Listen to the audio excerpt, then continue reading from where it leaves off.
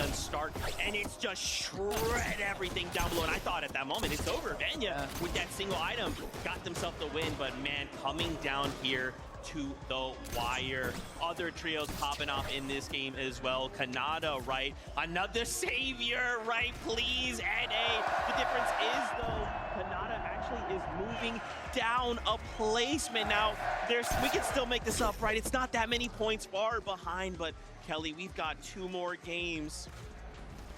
Yeah, I mean, with Rapid, Kanata, and Bolts, we already saw them grab the first victory royale of day number 1, setting the stage for everyone else. And although they hadn't had the performance they wanted throughout the rest of the games of day 1, they slowly started to be able to climb back, playing the way that they do. You see, it is low eliminations. They have never been a W key team. Yeah. However, by sticking to the low ground and to the side, as you can see, they're able to just kind of last a little bit longer, maybe get a few clutch limbs at the end, and stay in that placement-heavy format we know that they like. Yeah, I like the way their strategies develop, right? Of course, day number 1, we saw them come out really, really hot, and then things look a little bit not so good for them, right, throughout the rest of the day. I like the way that they're playing it. Of course, their off-spawn situation was looking really good. It was just all about execution when it comes to the end game. Now they've sort of, tuned it back a little bit, right? Trying to play a little bit less aggressive, trying to play out as many placement points as they can.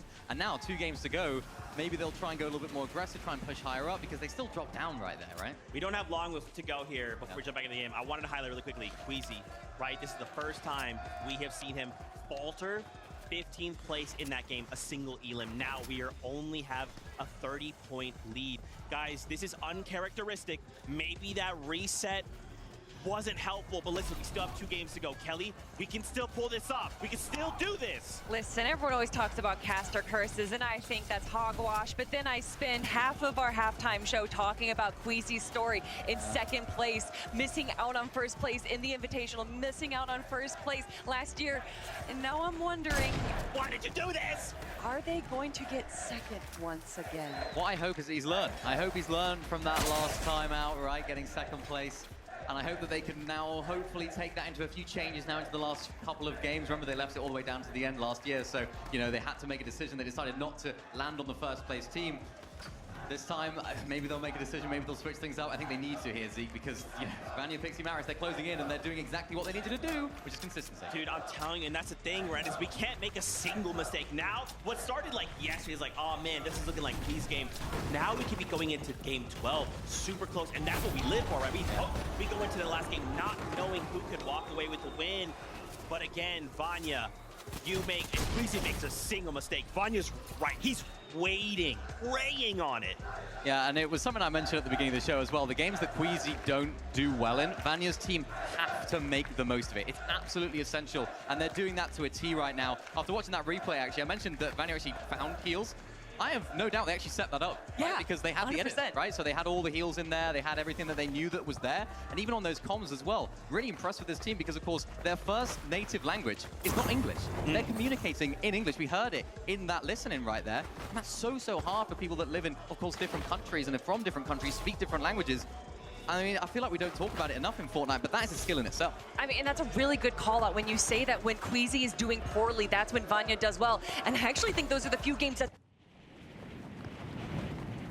noticing that, oh, the team that is being able to control height is down. This is now our opportunity to take it. They're taking full advantage of everything. Again, it's awareness, and usually I use that in the sense of map awareness, but just all of the game sense that you need to be at the top level. That is what they're showcasing here today. And they're not new to height either. This is what they're used to, right? They're going back to what they know. So it's like, they had a very good day 1, and we were like, yeah, they're playing a different sort of play style. They're playing low ground, they're playing consistently. Now you think like, oh, they're trying to go for height. You usually associate that with a team that's trying to change things up and go against the grain to what they're usually doing. This is like more normal for them than what they were doing yesterday.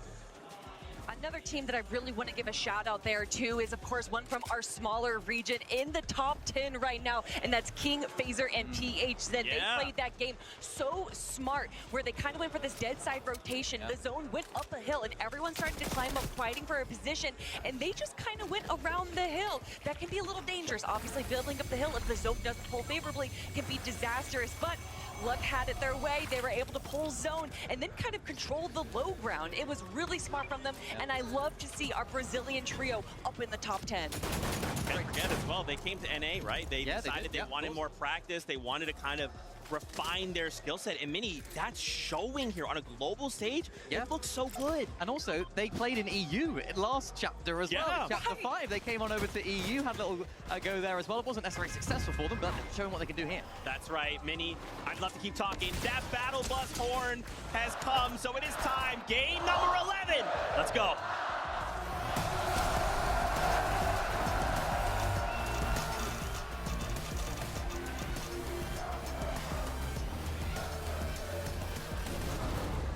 Game 11. There's only 2 chances left for every team in this lobby from around the world to get points and rise up that leaderboard. We're seeing the top 4. Anything is achievable.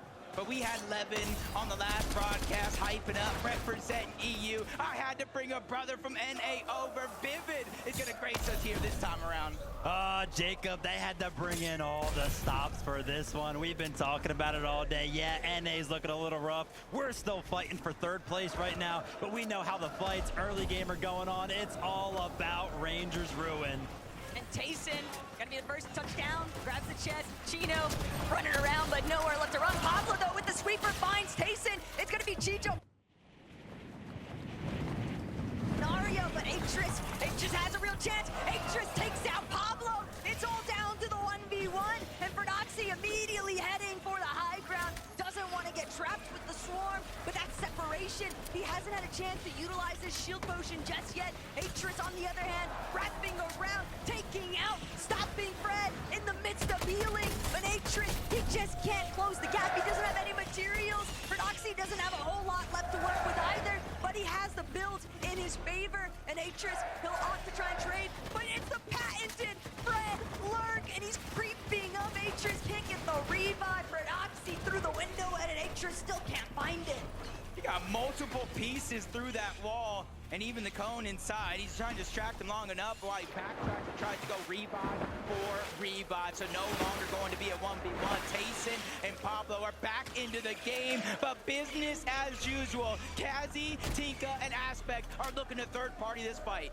Oh my gosh, it's the same story over and over. The hesitation comes in, right? The elongated fight. We're still in a 2v2. We know the third party's gonna come in, but if you take a look at the map, there's only one orange arrow. Maybe the full commit has not come in just yet. We'll have to see how this one plays out. It's almost like sending in the lone scout to try and figure out, is this really worth getting involved with just yet? But Tayson, Atris, they've got such an advantage now over Pablo and Ferdoxy. Their HP rapidly dwindling away here. Is Tayson now just waiting for that final opportunity, but without a shotgun, he doesn't feel confident enough, and for good reason, because one good bum shot could be the end of it. Ferdoxy's gonna opt to try and get away, but Atris just too accurate. Atris immediately panning the other direction, and that'll be the end of Ferdoxy's team. When Ferdoxy hit that crash pad, Atris had 9 medium bullets left. By the time he got that elimination, 4 well-placed shots. He gets the elim, they win off spawn, and just like Ferdoxy had those chances, a comeback opportunity for Tayson. But Vivid, you know, we've been watching that off-spawn take place all day long. You have to expect that surely third party is still going to want to get involved. Yeah, I mean, the reboot, right? That's going to be on their minds. Is that going to be possible? We know when you go ahead and reboot, there's a giant beam that comes down from the sky. Lets everybody know, but oh my gosh, Darm, Damus, and Pix, they're in trouble. Yeah, they're in trouble. Pix is going to be down. Malabuka walks and pings. They have advantage in this fight, and they know how stacked the top side of the leaderboard is, and they're not scared. They want to continue to put the pressure. It's just a matter of, did they see Darm? Did they see Demus rotate over in that direction towards the rainbow field? And I do think they did. Crash pads coming out. They're trying to close the gap. Battle between 3rd and 7th, it's just not worth it. The juice is not worth the squeeze here for Bolin and Demus. Darm, fortunately enough for them, Malabuka not checking the bushes. A little bit lackadaisical. And this is how we know it's game 11, right? With only a couple chances left for some of these teams to pick up points. This is atypical for Malabuka, Walks, and Ping. We've seen them kind of base up early every single game. But now the push, the aggression, they got to be thinking about the points they need. It's just all too close for comfort. Swizzy, Queasy, and Murstache know full well they had such a monumental monumental lead to start the day, but it only took several matches, and they've watched those points quickly go the other direction for everybody else except them. Yeah, you're getting a little bit of a deeper look, looking towards the north, trading shots with Mr. Savage and the entire trio towards the west. It is going to be goofy in the trio, even with the knock there. There's just too much time and distance separating these two teams. It's going to take a crash pad and a blueberry fizz, and it still might not even be enough as we jump on board Sadie, Panzer, Yapko. The crowd just constantly letting them know how they feel, and since the zone is coming over towards the Kappa Kappa factory, you can see this is where they're going to set up to try to get that damage. I mean, yeah, this is something that we've seen across every single one of the games, right? Yapko just kind of based up early on. Sadie, you might be looking at his inventory like, why does he have nothing in there? That's because he's going around the entirety of the map, making sure that his team is going to be set up very, very nicely for the rest of the game, while they go ahead and pick up all of the damage. Elsewhere, you see some of the action going on. Baka getting a knock onto Adapter. Hasn't cleaned up the elimination yet, but Darm has been found out. Walks and pings. They take the 2v1. One step closer to sending the entire trio back to the lobby, but Malabuka ends it as well in the 1v1 against Demas. Third place is out of there. Malabuka might have missed them the first time, but they knew they had to still be local to the area. There's only so far that they can actually squirm away to, and the fact that they just get completely ran down here by Walks, Ping, and Malabuka, those are the types of aggressive plays you have to make when you are in 7th place and you're staring down a leaderboard that is so tight-knit. The crowd just constantly cheering for anybody on the MA or Havoc squads, letting them know that, hey, take our energy, you guys have this.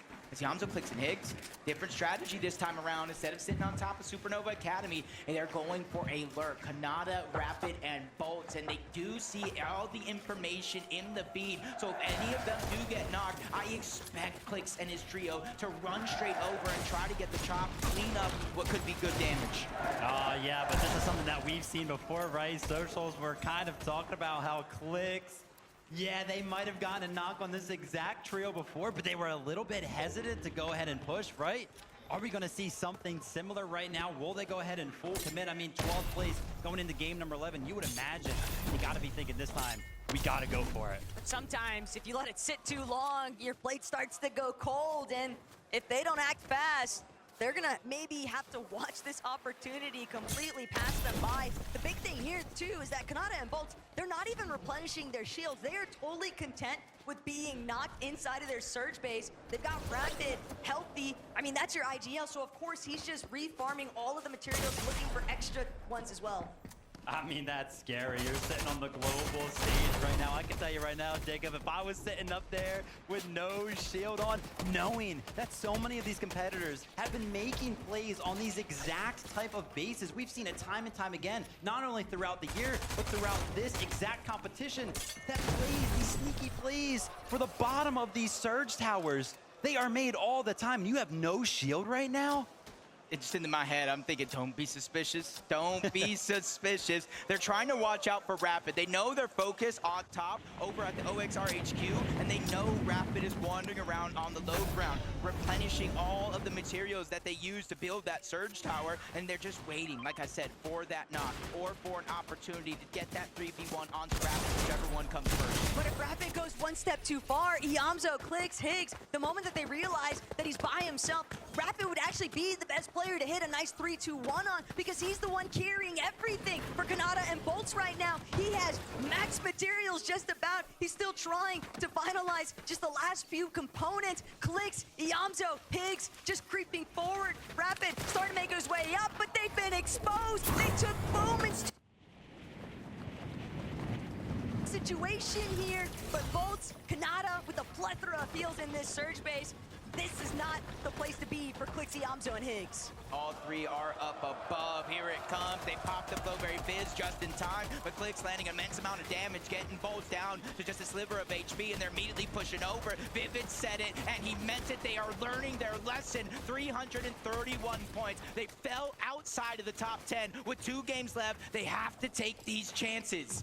But Vivid, do you think that it's still worth trying to force this engagement, knowing full well that you're looking at a team like Kanata that's got more than enough search, and they can afford to stick around with all the... And like a bird in the sky, making sure that he kept his two teammates safe. Shout out to him, right? Because when you look at the leaderboard, Mr. Savage.